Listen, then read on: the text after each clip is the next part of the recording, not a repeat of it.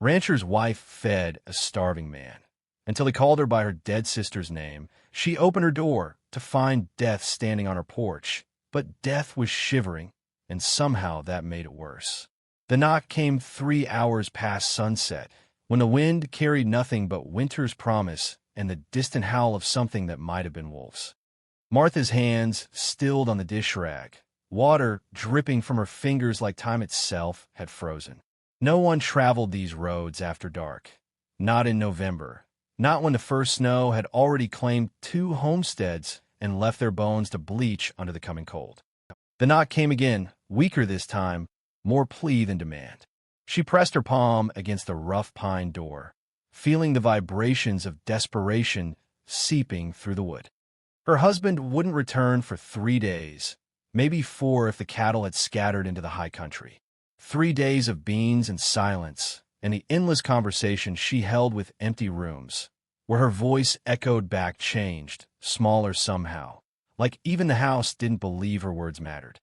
The latch felt cold under her fingers as she lifted it. The man on her porch swayed like wheat in a dying wind, his coat more holes than fabric, his boots held together with strips of leather that had seen better decades. But it was his eyes that stopped her breath, not the hollow desperation she'd expected, but something deeper, something that spoke of a hunger that went beyond food, beyond warmth, beyond the simple animal need to survive another night. He didn't speak, didn't beg or threaten or offer payment for kindness, just stood there trembling, not from cold, but from something that lived deeper than his bones, and waited for her to decide whether mercy still existed in a world that had forgotten how to be gentle. "You're hurt," she said, though she could see no blood, no obvious wound. He shook his head, slow as winter molasses.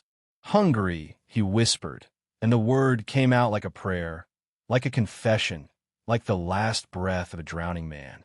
Martha had been hungry before. Real hunger, the kind that makes you dream of bread and wake up chewing your own cheek. But this man wore hunger like a second skin, carried it in the curve of his shoulders, the careful way he held his hands, as if he'd forgotten they were capable of anything but reaching for things that weren't there. She stepped aside. He didn't rush past her threshold like desperation should have demanded. Instead, he moved with the careful grace of someone who had learned not to expect kindness, who treated every small mercy like spun glass that might shatter if handled too roughly.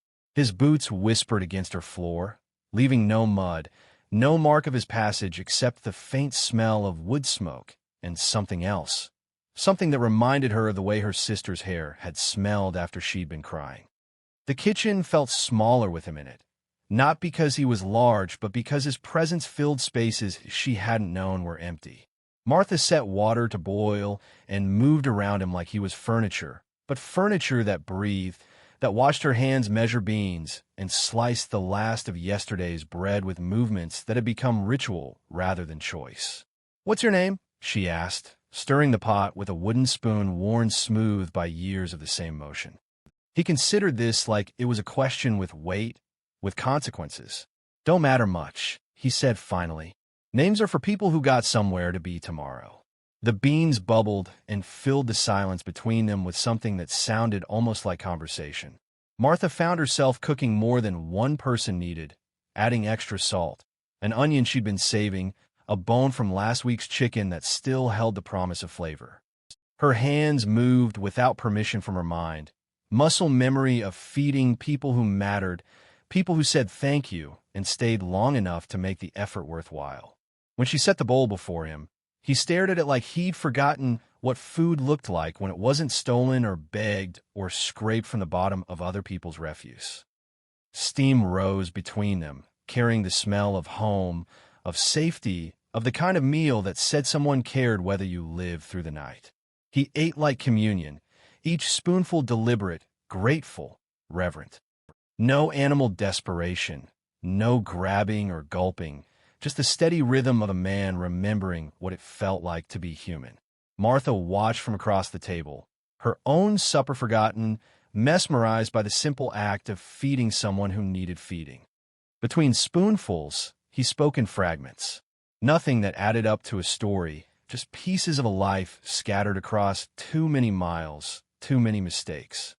A farm lost to drought, a wife who'd loved someone else, work that dried up like summer creeks. The kind of small tragedies that happen to everyone, but somehow, when they happened all at once, they became something else entirely.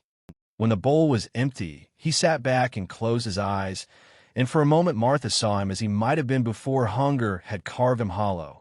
Younger, maybe even handsome in the way men were handsome when they still believed tomorrow might be better than today.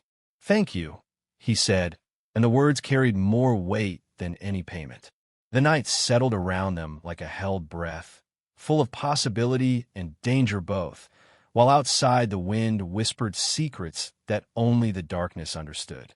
For 3 days, she thought she was saving a stranger, until he whispered her dead sister's name like a prayer. The stranger slept in the barn that first night, curled in the hay like something wild that had finally found shelter. Martha lay awake in her marriage bed, listening to the wind test every board and nail of her house, wondering if kindness was just another word for foolishness when you live too far from help to matter. But morning came soft and gray, and when she stepped outside to gather eggs, she found him already at work, splitting firewood with an axe that sang through the air like it remembered better days.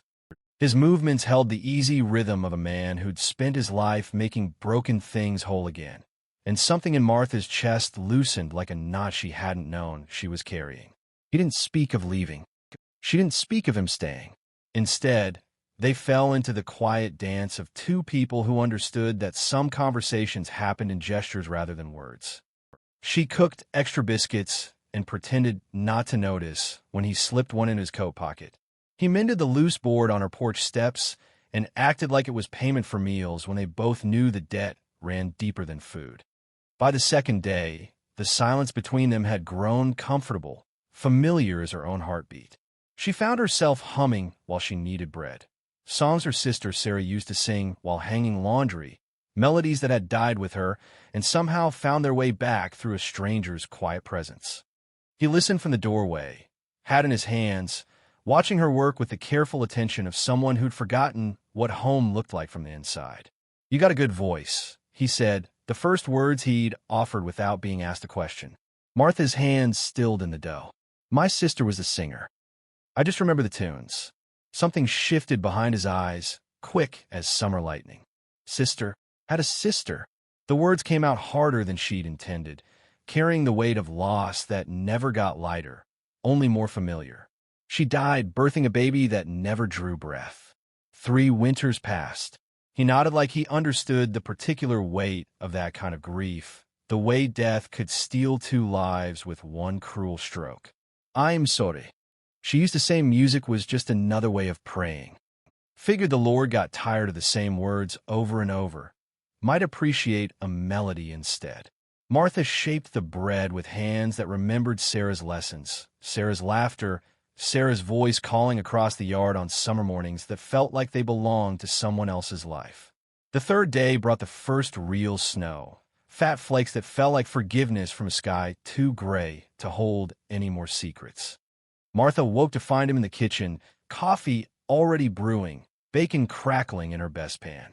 He moved through her space like he'd been doing it for years instead of hours, like he'd memorized the geography of her daily rituals and made them his own. "You don't have to," she started. "Want to?" he said, not looking at her. "Been a long time since I had somewhere to be useful." They ate breakfast as the world outside disappeared behind curtains of white, each snowflake erasing a little more of the path that had brought him to her door. Martha watched him eat and felt something dangerous blooming in her chest. Not love, not yet, but the warm recognition of being needed again, of matching to someone whose eyes lit up when she entered a room. After breakfast, he helped her bring the chickens into the shed, their bodies warm and foolish and grateful for shelter they hadn't earned. His hands were gentle with the stupid birds, and Martha found herself studying those hands, wondering what they'd built, what they'd lost, what they might build again if given the chance. "Storm's getting worse," she observed, though the words felt inadequate for the wall of white that had swallowed her world. "Might be here a while," he agreed, and neither of them pretended to be sorry about it. That afternoon, she mended his shirt while he carved new pegs for her broken coat hooks, their silence filled with the comfortable industry of two people making a space more livable together. His shirt was well-made once, she could tell, the kind of careful stitching that spoke of a woman who'd love the man wearing it, who'd wanted him warm and presentable and coming home to her at the end of every day. "Your wife make this?" Martha asked, holding up the shirt to examine her handiwork. His hands went still on the wood. "Had a wife." The past tense sat between them like a stone dropped in still water, sending ripples through the easy peace they'd built. Martha didn't ask what had happened. On the frontier, was often the only answer anyone could give about the people they'd loved. By evening, the storm had buried them so deep in white silence that the world beyond her windows might as well have ceased to exist. They sat by the fire after supper, she with her darning, he with his whittling, the only sounds the whisper of thread through fabric and would curling away from his knife in delicate spirals. "This is nice," she said without thinking, then felt heat climb her neck at the admission. He looked up from his carving, and in the firelight his face looked younger, less carved by grief and weather. "Yeah," he said quietly, "it is." The fourth morning dawned clear and sharp, the storm having blown itself out sometime after midnight. Martha woke later than usual, her body reluctant to leave the warm cocoon of quilts for the cold reality of chores. She dressed quickly and hurried to the kitchen, already planning the morning's tasks, already thinking about coffee and how he liked his eggs and whether the bacon was thick enough to satisfy a man who'd known real hunger.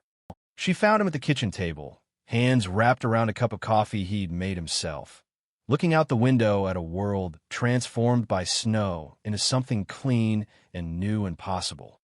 The morning light caught the silver in his hair, the lines around his eyes that spoke of years spent squinting into sun and wind and distance. "Morning," she said, tying her apron with fingers that trembled slightly, though whether from cold or anticipation she couldn't say. He turned toward her with a smile that transformed his face, made him look like the man he might have been in another life, a better life, a life where winter storms were adventures instead of survival tests. "Morning, Sarah." The name hit her like a physical blow, stealing the breath from her lungs and the strength from her knees. Sarah, her sister's name, spoken with the casual intimacy of someone who'd said it 1,000 times, who'd whispered it in darkness and called it across sunlit yards and breathed it like a prayer against someone's hair. The coffee cup slipped from her nerveless fingers, shattering against the floor in a spray of brown liquid and white ceramic, the sound sharp and final as a gunshot in the morning quiet. And in that moment of breaking, Martha finally understood who she'd been feeding, who she'd been saving, who'd been sleeping in her barn and mending her broken things and making her remember what it felt like to matter to someone. The ghost she married had come home. She'd been feeding her dead sister's husband for 3 days, and he'd been letting her, knowing exactly who she was. The silence that followed the shattering coffee cup stretched like a rope about to snap. Martha stood frozen in the wreckage of ceramic and revelation, her heart hammering against her ribs like a caged bird desperate to escape. The man at her table, Thomas, she knew now. Thomas who had held Sarah's hand through her final labor, Thomas who had disappeared into the wilderness after the funeral like smoke into wind, sat perfectly still, watching her with eyes that held no surprise, no shame, only the terrible patience of someone who had been waiting for this moment since the first knock on her door. "You knew." The words scraped out her throat like glass. "You knew who I was." He didn't deny it. Didn't offer excuses or explanations or the pretty lies that desperate men tell themselves to justify the unjustifiable. Just sat there with his shoulders curved under the weight of his own choices, coffee growing cold in his hands while the morning light painted accusation across his weathered face. "Since the first night," he said finally, his voice barely louder than the wind through the eaves. "Recognize your voice when you spoke through the door. Sarah used to. She used to talk about you. About her sister Martha, who married the rancher, who lived in the house with the blue shutters and the vegetable garden that never grew quite right because the soil was too sandy. Martha's hand found the kitchen counter, gripped it like an anchor in a storm that was only beginning. She talked about me all the time. His voice cracked like drought earth. Said you were the strong one. The one who'd make something of herself, who'd find a good man and build a real life. Said she worried about you, way out here with nobody but cattle for company and a husband who loved his work more than his wife.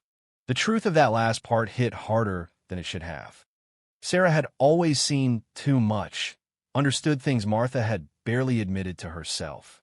But hearing it now, from the lips of the man who had loved her sister and abandoned her memory, felt like betrayal piled on betrayal. 3 years. Martha's voice rose, carrying the weight of every sleepless night, every unanswered question, every moment of wondering what had happened to the man who should have grieved beside them instead of vanishing like he'd never existed at all. 3 years I wonder where you gone. 3 years Sarah's grave sat unmarked because you took the headstone money and ran. Thomas flinched like she'd struck him, but he didn't look away, didn't try to defend himself with explanations that would have sounded like excuses anyway. I left money with the preacher who drank himself to death that winter, the preacher whose widow had to sell everything he owned just to buy food for her children. Martha stepped closer, her grief transforming into something sharper, more dangerous. That money went to whiskey, not stone. Sarah's buried under a wooden cross that's probably rotted to splinters by now. The words hung between them like drawn blades, cutting deep enough to bleed truth from old wounds. Thomas set down his coffee cup with hands that trembled, not from weakness, but from the effort of holding himself together while his past finally caught up with him in the form of a woman who had every right to hate him. I couldn't stay. The admission came out broken, fragmented. Couldn't look at that grave every day, couldn't walk past the house where she died, couldn't pretend I deserved to mourn her when I was the one who... Who what? Martha demanded, though some part of her already knew, had always known, had seen it in Sarah's eyes during those final months when her belly grew round with promise and her face grew thin with worry. Who killed her? The words dropped into the kitchen's silence like stones into still water. Doctor said the baby was too big, said she was too small, said if I'd brought her to town earlier, maybe, but I wanted the child born at home, wanted everything perfect, wanted... He stopped, swallowed hard. Wanted things that don't matter to dead women. Martha stared at him, seeing for the first time the weight he'd been carrying all these years, the guilt that had carved lines around his eyes and bent his shoulders and sent him wandering through the wilderness like a penitent seeking absolution in all the wrong places. But understanding didn't soften the edges of her anger, didn't make forgiveness come any easier. So you ran. The accusation hung between them, simple and devastating. Left her to be buried by strangers, left her family to wonder, left everything behind like it never mattered. Everything I touched died. His voice was barely a whisper now, rough with years of whiskey and weather and words he'd never spoken aloud. The farm failed. The crops withered. Even the damn dog ran off after she passed like it knew I was poison to everything good in the world. Martha moved to the window, staring out at the snow-covered landscape that looked clean and fresh and deceptively peaceful. Behind her, she could hear Thomas breathing, the sound ragged and uneven like a man drowning in air. You let me feed you, she said without turning around. Let me care for you. Let me think I was saving some poor stranger. You sat at my table, slept in my barn, ate my food, and never once told me who you were. I was hungry. The simple honesty of it cut deeper than any excuse could have. Hungrier than I'd ever been in my life, and not just for food. For kindness. For someone to look at me like I might be worth saving instead of like I was something that needed killing. When you opened that door, when you fed me without asking questions or demanding payment, I forgot for a little while what it felt like to be the man who killed Sarah. Martha turned back to face him, studying the lines grief had carved into his features, the way his hands shook when he thought she wasn't looking, the careful way he held himself like any sudden movement might shatter what was left of him into pieces too small to gather up again. You remember her, she said, and it wasn't a question. Every day. His voice broke on the words. Every morning when I wake up, every night when I try to sleep, every time I see a woman with brown hair or hear someone singing or smell bread baking. She's everywhere, Martha. Everywhere except where she's supposed to be. The kitchen felt smaller suddenly, filled with ghosts and regrets and the weight of 3 years' worth of unspoken grief. Outside, the wind picked up, rattling the windows and reminding them both that winter was far from finished with them yet. Martha looked at the man who had loved her sister and lost her and run from the memory like it was something that could be outpaced instead of carried. She thought about the 3 days of unexpected companionship, the way he'd fit into her routines like he belonged there, the dangerous warmth of being needed by someone who understood the particular weight of loss. She thought about Sarah, who had loved this broken man enough to die bearing his child, who had spoken his name with tenderness even as the light faded from her eyes. And she thought about forgiveness, which was harder to carry than hatred, but somehow lighter in the long run.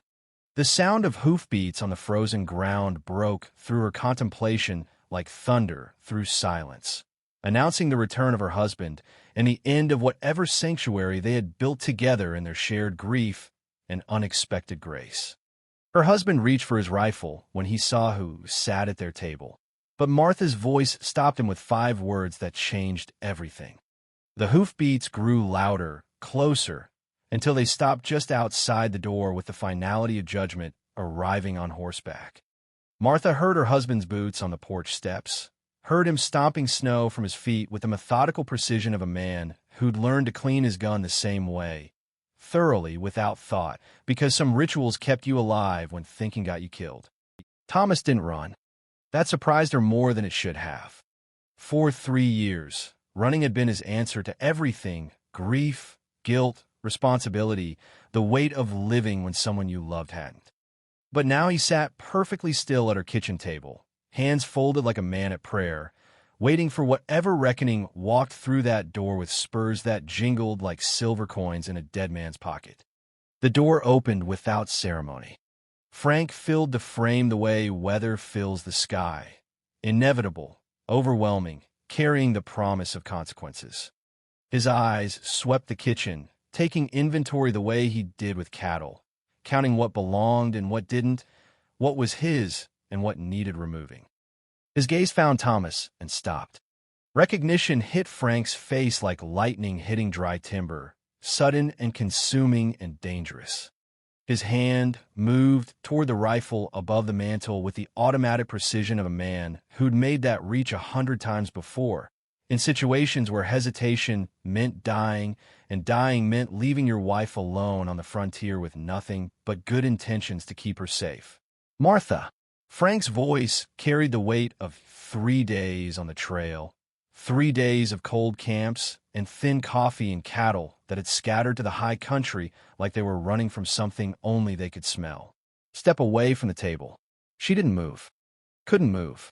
Some part of her had known this moment was coming since the coffee cup shattered on the kitchen floor, but knowing and being ready were different animals entirely. Frank, that's Thomas Brennan. Frank's hand closed around the rifle stock, lifted it from its resting place with the careful reverence of a man handling salvation. Sarah's husband, the one who ran out on his debts and left his wife to die alone. He didn't leave her to die. The words came out before Martha could stop them, surprising her with their certainty, their quiet strength. He was there, held her hand through the whole thing. The baby was too big, Frank. Nothing anyone could have done.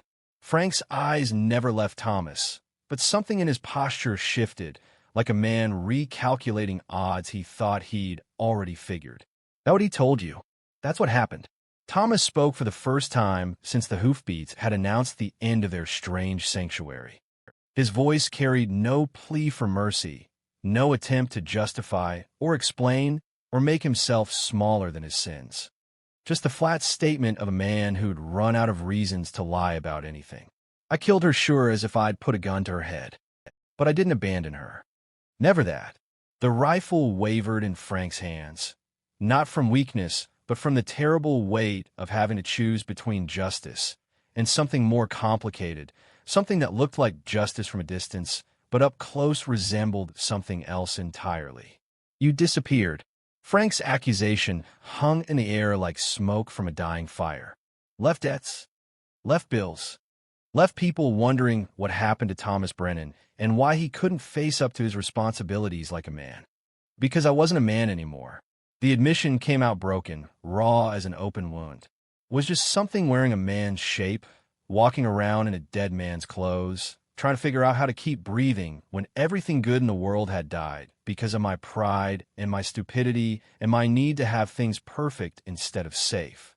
Martha watched the two men stare at each other across the geography of her kitchen, measuring each other the way frontier men always did, not just for strength or speed or the willingness to kill, but for something deeper, something that had to do with the weight a man could carry and still call himself human. He's been working, Martha said into the silence.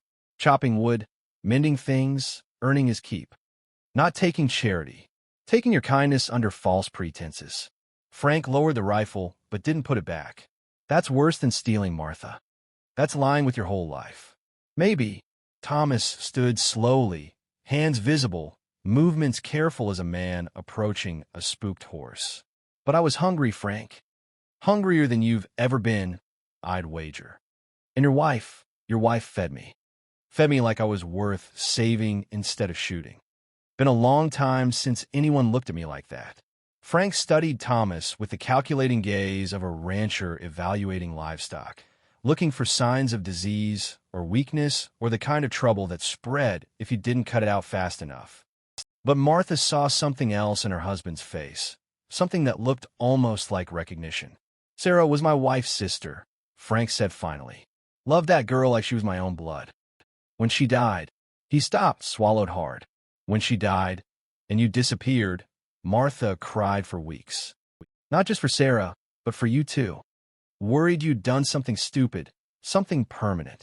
Martha's throat tightened at the memory of those dark months, when grief had been a living thing that lived in her chest and fed on her breath, and made every sunrise feel like a betrayal of the dead.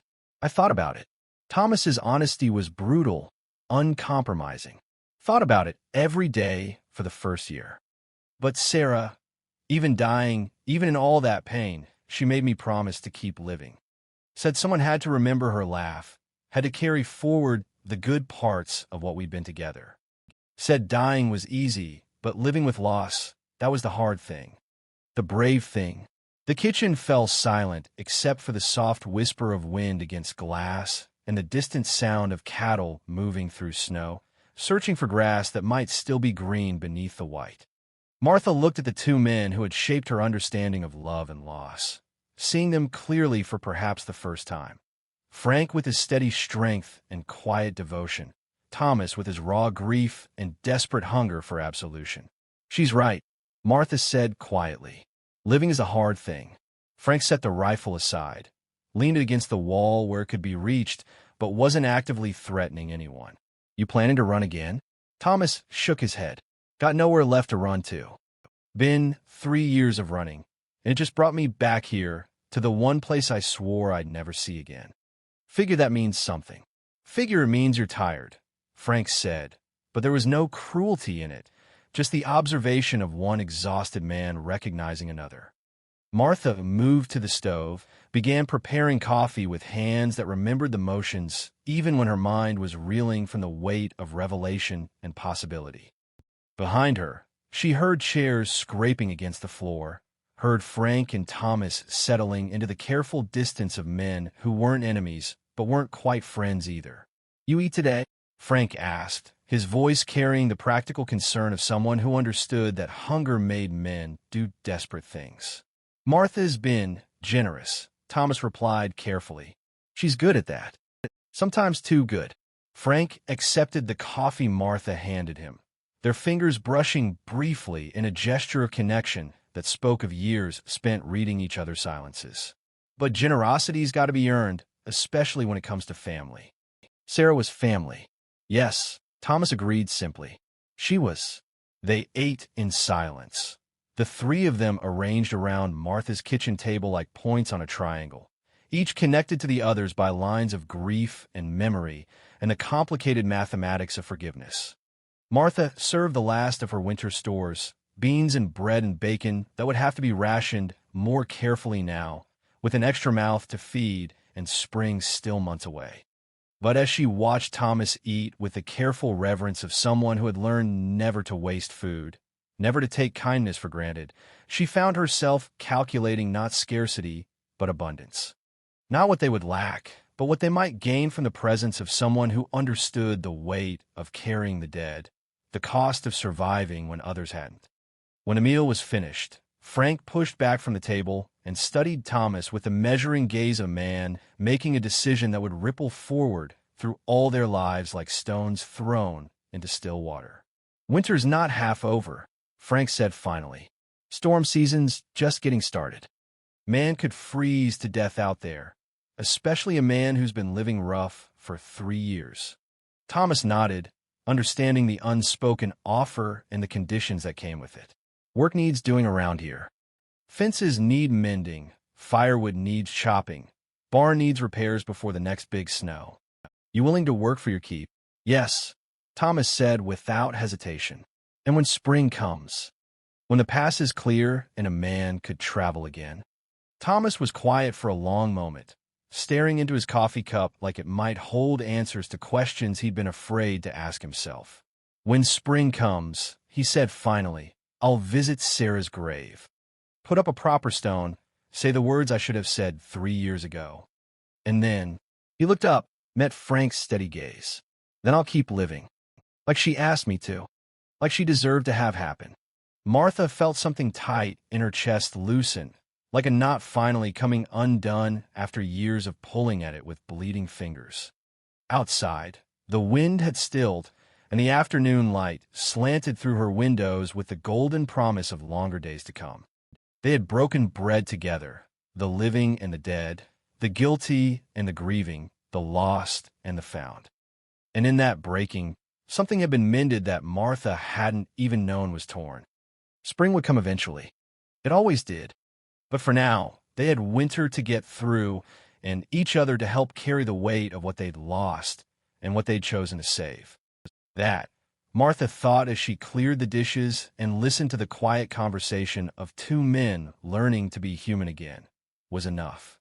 More than enough. It was everything.